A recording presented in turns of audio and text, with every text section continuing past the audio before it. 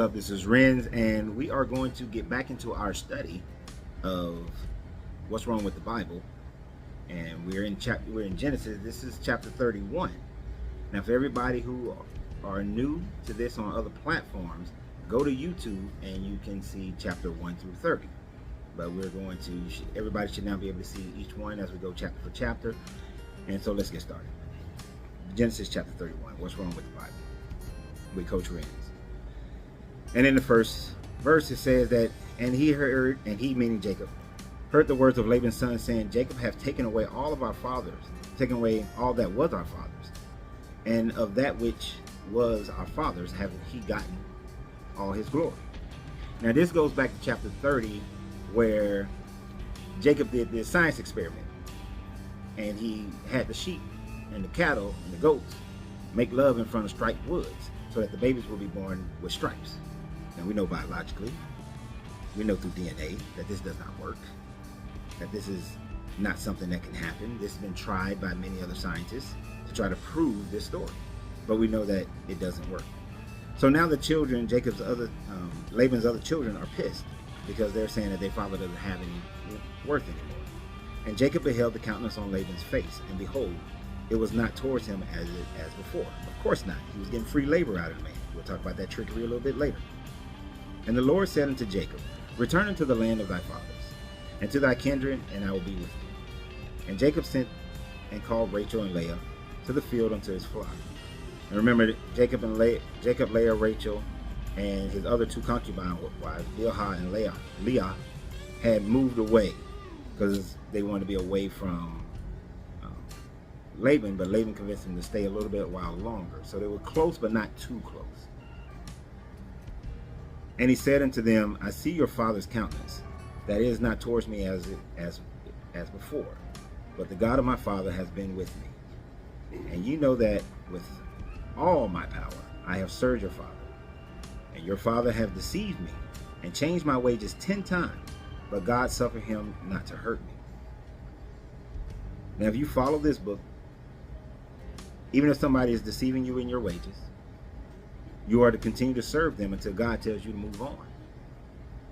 And this is something that is taught in churches in order to get you to stay in your suffering state and not remove yourself from a situation that is not beneficial to you.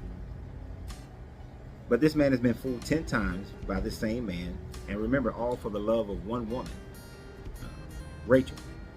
Because in the previous chapter, he was tricked into being with Leah because she had a lazy eye, and that was the only reason why nobody wanted Leah. And then he was with Rachel, but then he had to work another 6 years to get get Rachel. And then of course Leah and Rachel had this baby race, which is how he got his other 2 wives. So he has 4 wives. And these wives are slave wives at that. So here again the Bible condones slavery.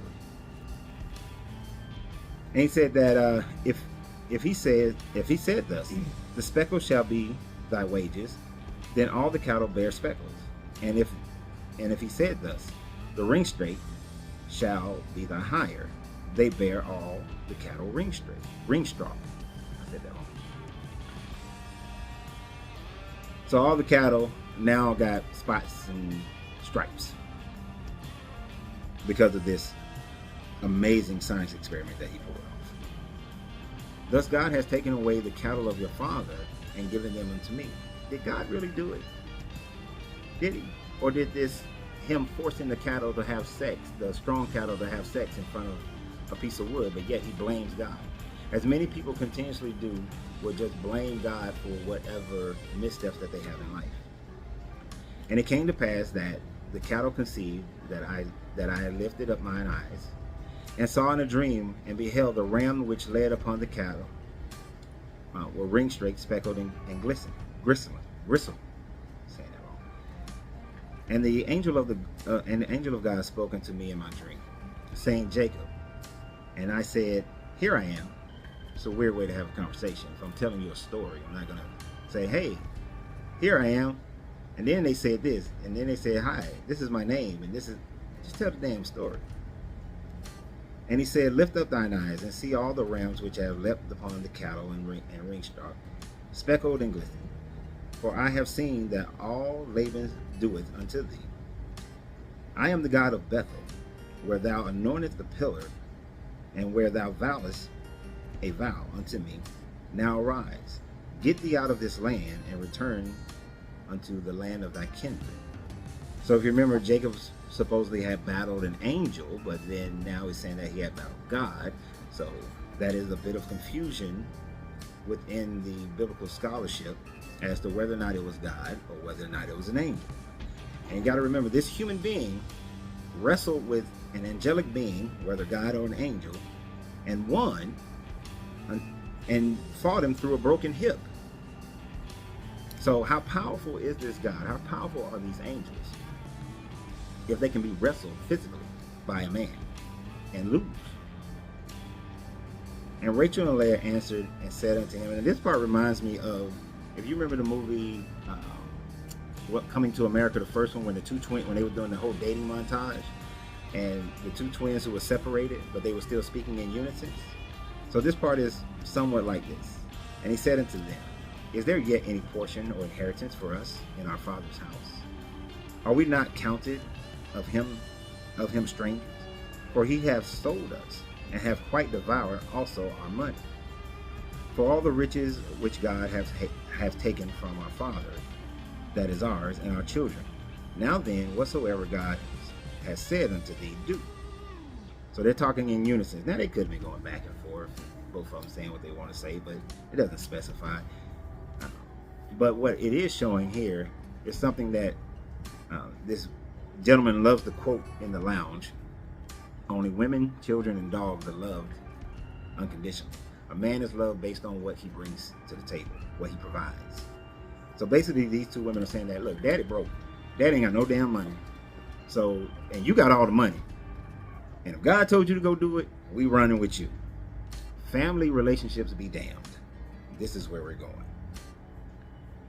Then Jacob rose and said to his sons and his wives upon it, set his sons and wives upon camels. And he carried away all his cattle and all his goods which he had gotten, the cattle of his getting, which he had gotten in Padan, for to go to Isaac his father in the land of Canaan. And Laban went to shear sheep, and Rachel had stolen the images of his father. Now Rachel went and stole the images of his father, meaning the idols, the gods that Laban worshipped. One of the things you have to realize here is that Laban and his family come from Ur. Abraham comes from Ur. So being that they came from Ur, Abraham was separated, and now he worshiped the Yahweh. Whereas Laban and all of his family, they worship the gods of the old, the Sumerian gods, Enlil, Enki, Marduk, Inanna, all these other gods is who they worship. So we see the Bible is saying that there are other gods here, because she went and took all the stole all the images. And the question would be, why is she stealing those images? If she's going to worship the God of her husband, why is she taking these images? Why is she stealing the idols of the old gods, of the Sumerian, the Babylonians, and so on and so forth, or every culture that came out of it? Because remember, the Canaanite people is a grouping of multiple people. It's not just one person or one group that's Canaanite. The Phoenicians, the Amorites, all of these people are considered Canaanite people, right? The Chaldeans, all of them are Canaanite people. So it's a people group. It's like how we're in America, we can say that we're all Americans, but then I'm from Georgia, and he's from Tennessee, and other places, and we have different cultures and different ways of doing things based on that. So she went and took all the gods of her father. So she's a little thief, right? So first, and this is normal behavior from Rachel, considering she tricked Leah's son into giving up his mandrake roots in order for her to get some sex from her husband, because it wasn't her night. And Jacob stole away, unaware to Laban, the Syrian, in that he told him not that he fled. So he fled with all he had, and he rose up and passed over the river, and set his face towards the mount of Gilead. Now, So Jacob is leaving. He's running away in the dark of night. Kind of like how the Cleveland Browns just left in the middle of the night and went to Baltimore. He rolling out. And it was told to Laban on the third day that Jacob was fled. And he took his brethren with him and pursued him after 7 days' journey. And they overtook him in the Mount of Gilead. So in 7 days they caught up with him after a 3-day head start, which is understandable. He's herding cattle and all that kind of stuff. They probably just on some camels getting, riding out. And God came to Laban the Syrian in a dream by night, and said unto him, Take heed that thou speak not to Jacob, either good or bad.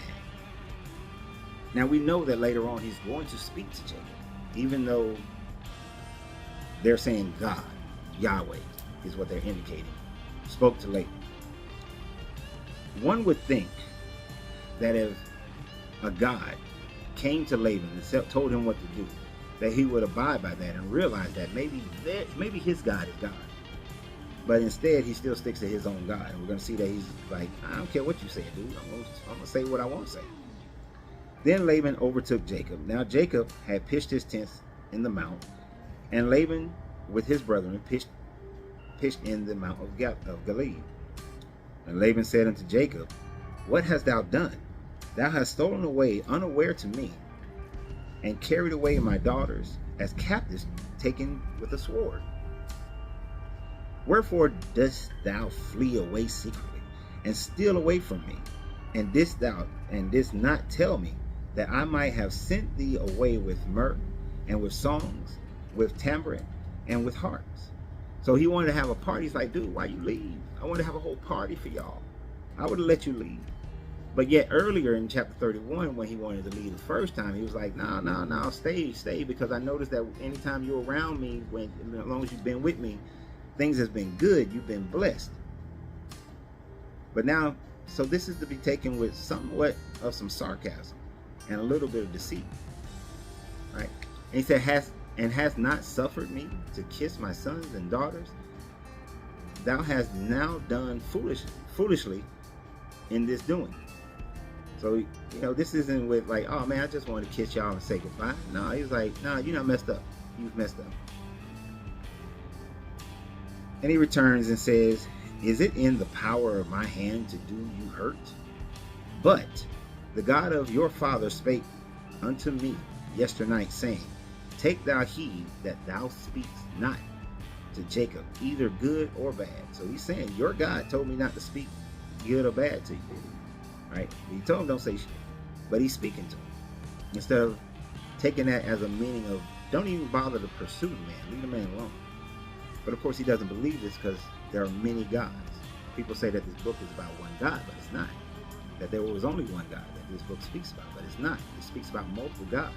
And these guys obviously have weight over these people. And now, though thou wouldest needs be gone, because thou sore longest, what is Old English, after thy father's house, yet wherefore hast thou stolen my gods? So remember, Rachel went into her father's tent and stole Laban's gods, the statues, the idols of his gods. So now he's going to know, like, you left and you even was so damn horrible that you stole my gods.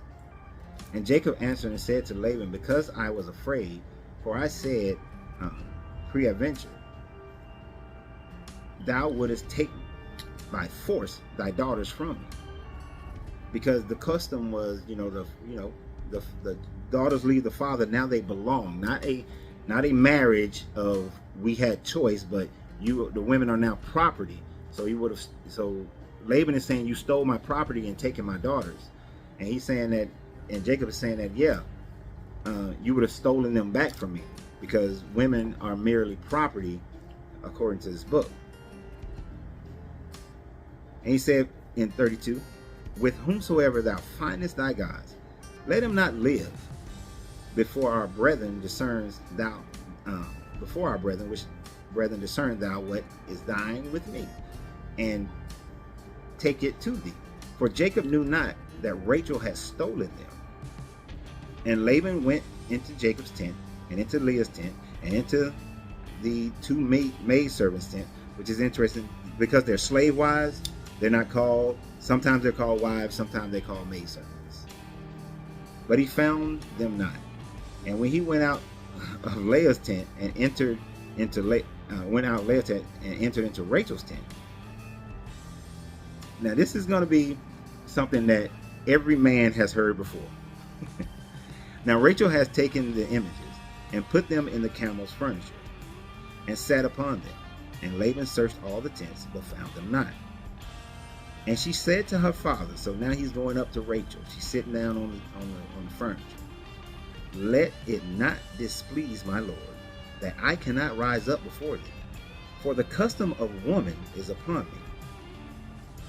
What that means is Rachel was on her period. And of course we know in Leviticus, but also in other cultures of that day, in ancient cultures, when a woman was on her period, on her cycle, her menstruation, that she was considered unclean during that time frame. Slight interruption, but as I was saying, because she said that she was on her period, she's unclean for 8 days, or throughout the period time frame, and then she has to go through a cleansing. But if anything that she sits on, if you touch her, if you touch anything that she's touched, then she is considered unclean. And I really question people when they're Jewish or if they're Hebrew Israelites.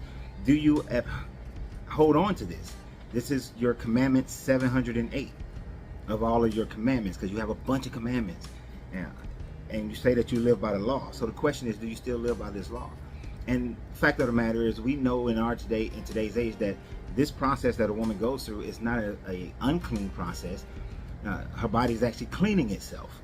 But because you're not supposed to touch anything with blood and all this, and blood is looked upon so negatively, it was considered to be unclean to those people because they lack the scientific knowledge that we have today. So should we still rest upon this idea? That's the question for you.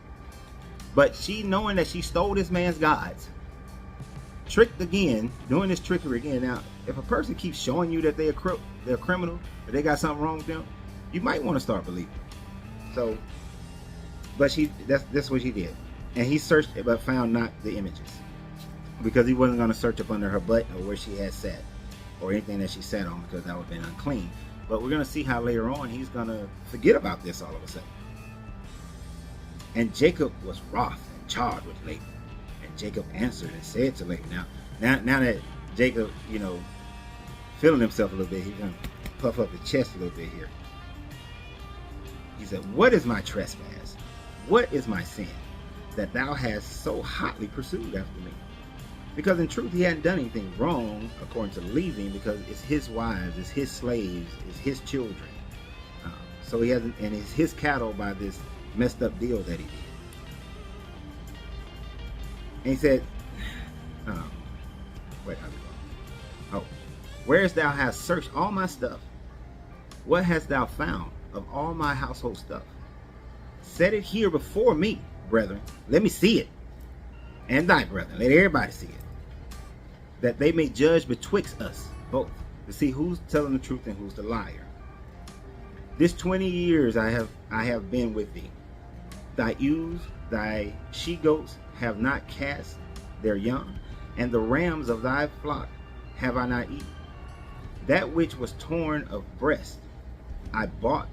That which was torn of breast I bought not unto thee.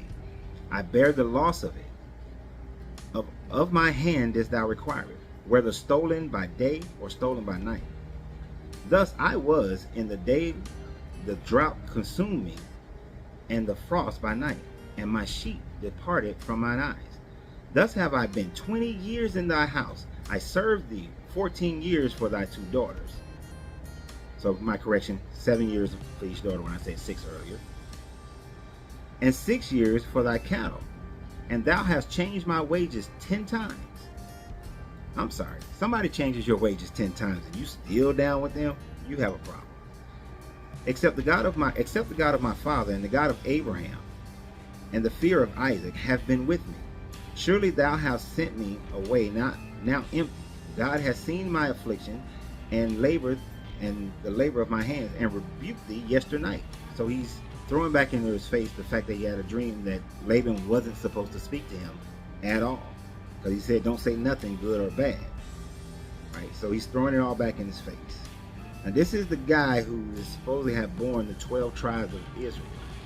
Out of this man who tricked his brother Esau from his inheritance with a bowl of soup, who then fled because he was scared Esau was going to kill him. Then got to Laban. Laban did him dirty, and so he's coming from a dirty family by tricking him into marrying Leah. Then, tricked the man into working for him another 6 years. Then he pulled out his own trickery and had the sheep and the goats have sex in front of striped wood so that they can have some spotted sheep, because he knew he was going to go out and do this little trick in order to increase his wealth. So once again, just like when we covered Abraham in earlier chapters, we see that wealth was never accumulated by these people through honest means. That wealth was always accumulated through some level of trickery, whether it's Abraham lying and saying that this is my sister, and then Pharaoh and Amalek giving them all kinds of money, or in the case of Jacob, where he's going to have the sheep say that, okay, I'm gonna take all the speckled and spotted sheep, and then he's gonna do his biblical DNA trick to make the sheep spotted by having sex in front of some striped wood. I want y'all to go out and have sex in front of some striped shirts and stuff and see if your babies come out striped, and see if that works.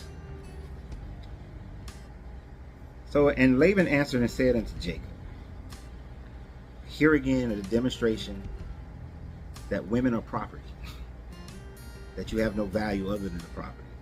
These daughters are my daughters, and these children are my children, and these cattle are my cattle, and all that thou hast seen is mine. And what can I do this day unto these my daughters, and unto the children which they have borne? So he's still claiming that the daughters are his, going against the customs of the people of that day, or when the daughters leave, that they belong to the husband, and he's still claiming them as his own because he's broke now. He needs his money, he needs his wealth, because he wants to be able to sell his daughters off again, and he wants all his cattle back. But he digresses.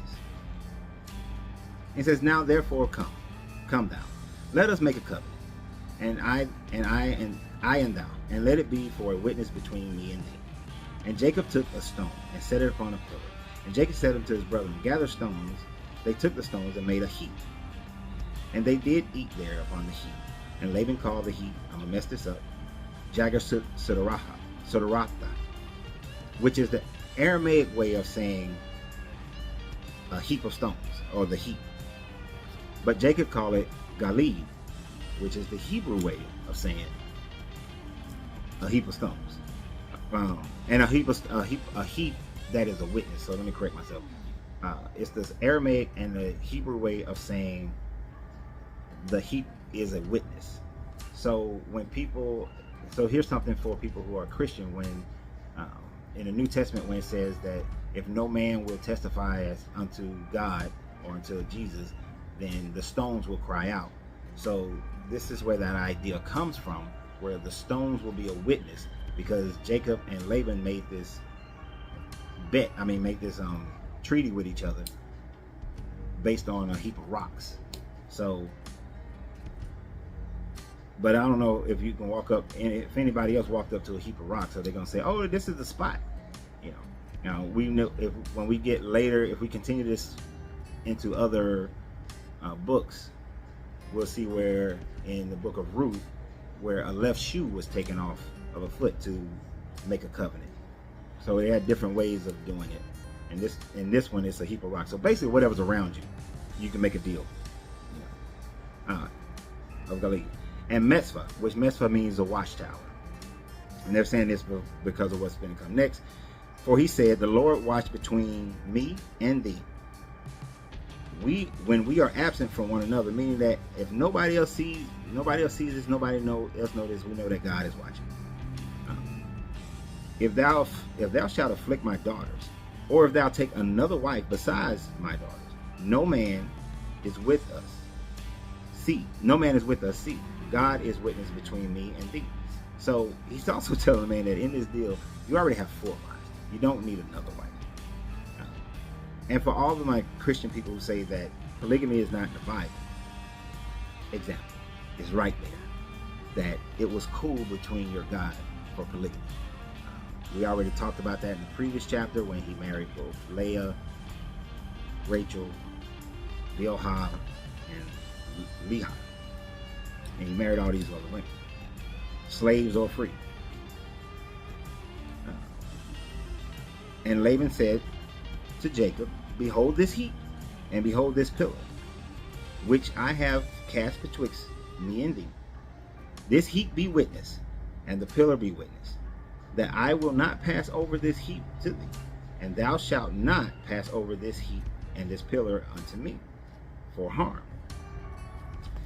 Now, here's the interesting part. It says that the God of Abraham, and they swore this, the God of Abraham and the God of Nahor and the God of their fathers judged betwixt us. And Jacob sware by the fear of his father Isaac. Understand, again, we're looking at multiple gods here. The God of Abraham is, of course, Yahweh. The God of Nahor, who Nahor was from Nahor worshipped Marduk. He worshipped Enki. So, and Ilnana, because those are the primary gods that went through And during this time frame of history, if it is to be considered any a time frame of history, this would have been about 2200 BCE. So in and around 2200 BCE, those were the primary gods. So Jacob, who is supposed to only worship Yahweh, is making a covenant with Laban, but also not just based on his God, but based on Nahor's gods, which are the Sumerian gods. So what we're saying here is that although we claim that there is only one God here, they are accepting that there are multiple gods, both Jacob and Laban.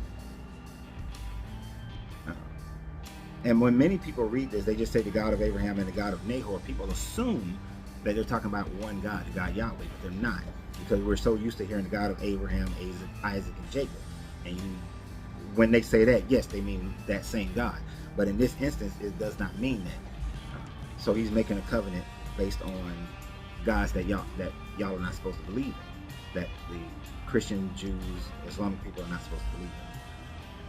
Then Jacob offers sacrifice upon the mount, because you got to have a blood sacrifice. You got to sacrifice some animals all the time.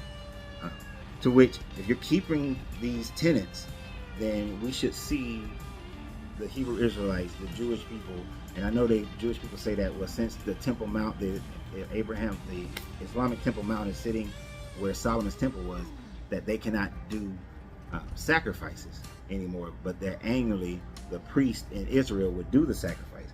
But for those who don't subscribe to that, you should be doing sacrifices, but we don't see you doing that. So are you holding to these tenets or are you not? So they made a sacrifice upon the mount and called his brethren to eat bread. And they did eat bread and tarried all night in the mount. So they hung out at the mountain. And early in the morning, Laban rose up. Here's where he forgets about Leviticus again. And he kissed his sons and his daughters and blessed them. And Laban departed and returned to his own place. So earlier he wouldn't check for his gods because she was on her period. But she's still on her period. But now he's going to kiss her, making himself unclean. Now you can say that he's making himself unclean because it's the last time he's going to see his daughter. But if his gods were so important, why didn't he go ahead and check for his gods? So we have the contradictory attitude within this one chapter of Laban's response to his daughter's uncleanliness.